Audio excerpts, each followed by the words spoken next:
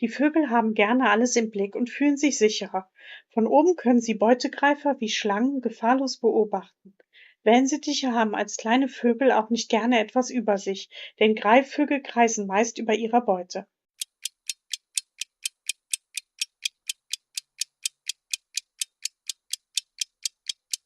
Die Wellensittiche in Australien ziehen als Nomaden in großen Schwärmen umher und können bis zu 100 Kilometer am Tag zurücklegen. Sie erreichen sogar Spitzengeschwindigkeiten von bis zu 120 Stundenkilometer. Unsere Heimvögel, die untrainiert und häufig übergewichtig sind, schaffen dagegen nur 2 Kilometer pro Tag.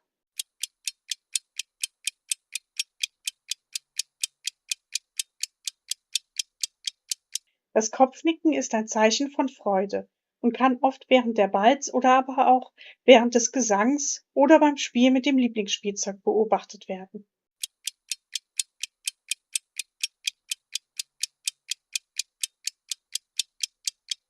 Schreit der Vogel oder schimpft dabei, dann ist er vermutlich sehr aufgeregt und ärgert sich entweder über das Verhalten eines Schwarmkollegen, wie bei mir häufiger der Fall, über die Gartenvögel, die er am Fenster vorbeifliegen sieht. Ist der Vogel dabei im Käfig, könnten das Flugübungen sein und ein Zeichen dafür, dass der Wellensittich seinen Freiflug einfordert.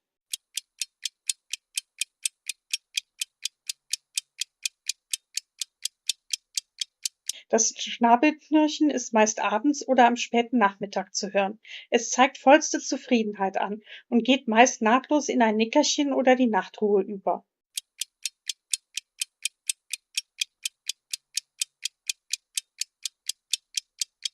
Das kann zwei Dinge bedeuten. Entweder droht er einem Konkurrenten oder es gehört zum Balzritual.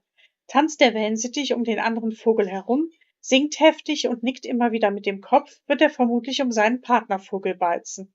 Werden dagegen Schnabelgefechte ausgefochten und versucht, den anderen Vogel wegzujagen, dann wird ein Konkurrent bekämpft.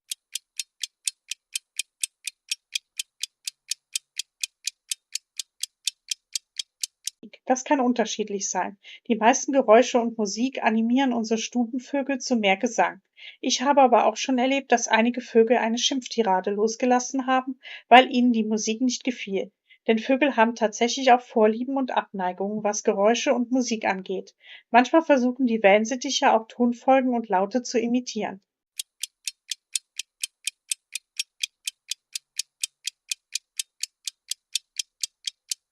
Wellensittiche zeigen sich so gerade abends, dass sie noch da sind und auf den Schwarm aufpassen. Das leise vor sich hin Zwitschern gibt Sicherheit. Deswegen ist es meist in der Dämmerung oder während der Mittagssiesta zu hören. In freier Wildbahn wird so dem Schwarm versichert, dass jemand Wache hält.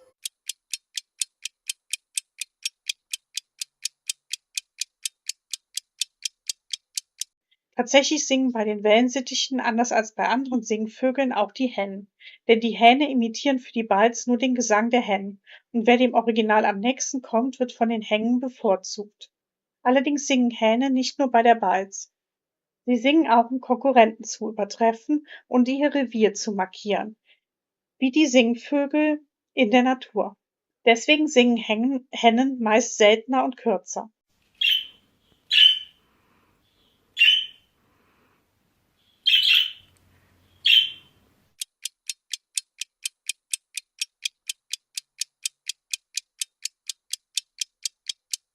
Er ist sozusagen die Frage: Wo bist du? Damit checken die Wellensittiche, wo ihr Partnervogel sich herumtreibt. Manchmal scheinen meine Wellis den auch einzusetzen, um die Gartenvögel zu rufen oder ihnen zu antworten. Bei meinem Hahn Emily bin ich mir nie sicher, ob er sein Revier verteidigen will oder nicht doch die Gartenvögel eher herbeiruft.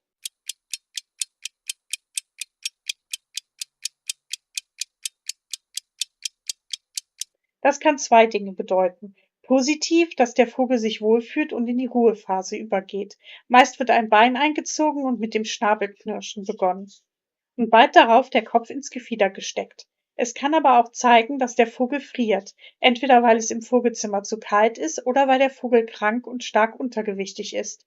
Er plustert sein Gefieder auf, um Luft zwischen die Federn zu pumpen und sich sozusagen zuzudecken und zu wärmen.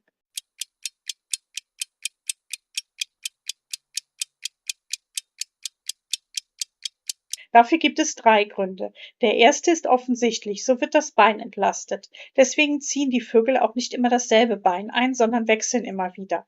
Außerdem kann so Wärme eingespart werden. Gerade deswegen schlafen die Vögel in der Nacht, wenn es kälter ist, auf einem Bein. Das Bein muss dann nicht so stark durchblutet werden und wird durch die Federn gewärmt. Ein dritter Grund könnte sein, dass die Vögel so bei Gefahr schneller aufwachen und flüchten können.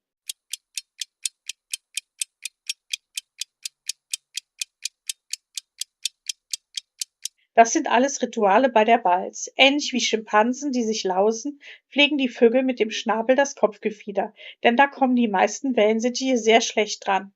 Auch das Füttern dient der Beziehungspflege und hat bei mir so manchen kranken Wellensittich das Leben gerettet, weil sie so eine Infektion besser überstehen konnten, denn der Nahrungsbrei ist leichter zu verdauen als die Körnchen.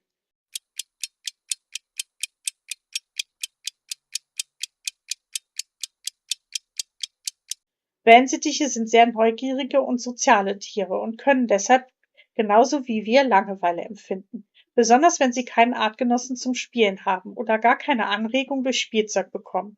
Vor allem schlafen gelangweilte Wellensittiche viel, putzen sich oder fressen übermäßig, um sich zu beschäftigen, was natürlich wieder Probleme wie Übergewicht verursacht. Monotone Verhaltensweisen wie das Picken an Käfigstangen oder nach Körnchen im Sand können ebenfalls zunehmen. Allerdings kann es auch zu extremen Verhaltensweisen wie dem Federhupfen oder anderen Verhaltensstörungen kommen. Die Vögel können vermehrt schimpfen oder schreien, sehr unruhig und hyperaktiv werden, vor allem wenn sie dabei noch zu lange im Käfig gehalten werden, ohne viel Freiflug. Aggressives Verhalten kann sich gegen den Partnervogel oder den Vogelhalter, die Vogelhalterin richten.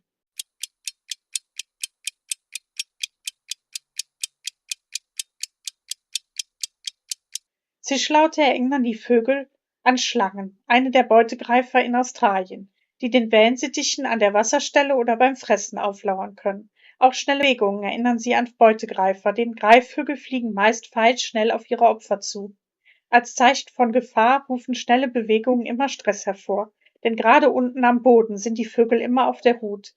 Auch haben die Vögel bei schnellen Bewegungen, besonders wenn viele Menschen im Vogelzimmer sind, das Problem, die Situation zu analysieren. Gebt den Wellensittichen genug Zeit, sich auf eine neue Situation und euer Kommen einzustellen. Dann sind die kleinen Vögel weniger gestresst.